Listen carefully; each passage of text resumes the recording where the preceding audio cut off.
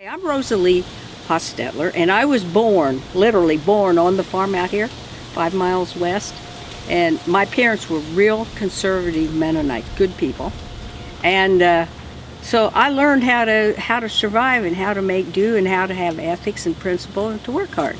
And that is, as long as you're doing the right thing, it's okay. In about the early 80s, business dropped really bad and the whole quote-unquote hippie movement stopped. And people changed. And they became very greedy. And they wanted all the big corporate jobs and all of this and that. And I was just left out in the cold. So I was starving, absolutely starving.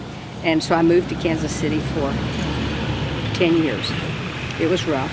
I was a little too old, couldn't get a job. I tried something like 700 times to get a job that paid decently. And so today when I hear of the downturn, I just think, oh well, I've been there, done that, been there, done that.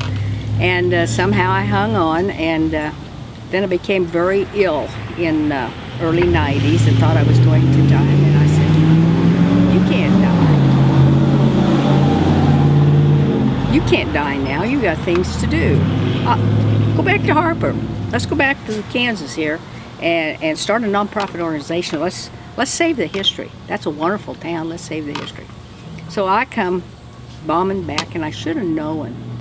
The very first day when I pulled into town, here comes a dump truck hauling out the remains of one of the historic buildings I was starting to work on to save. What we're trying now, the Balmer Fund, our mission is to preserve the history, art, and culture of the prairies for future generations. I mean, this town was amazing. It was the intellectual oasis of America in the 1890s. They had everything. They had women's rights meetings. They had women's rights meetings in the Presbyterian Church. They had art galleries. They had Chinese laundry. They had Fat Ladies Society, which we tried to reenact. And we had it for about 3 years, but people today don't want to admit that they're overweight. But that's what they did. They got together, whatever, once a month and ate and had a jolly good time. And we did it once a year, and it was fun. It was fun, the few people that had the courage to reenact it. But I never give up hope. I'm pretty tired. I have done a lot of writing. I put out this Prairie Connection, which is a grassroots publication. I do not get paid. I do about 2,000 hours a year. The Prairie Connection has been a voice that goes across the prairies. It has a small following, but it's a very aware.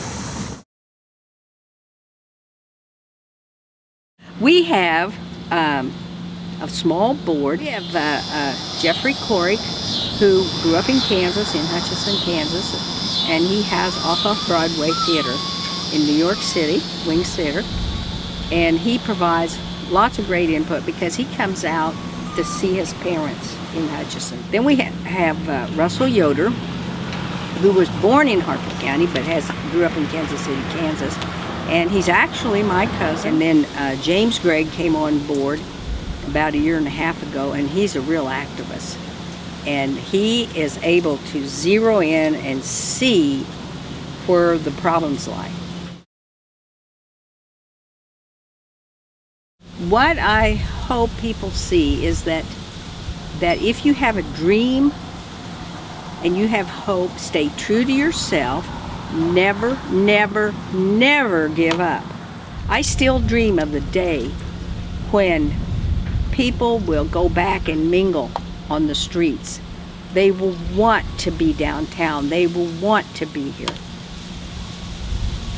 But I don't know if I can live long enough. But I have anything else to do except die, so I might as well keep trying.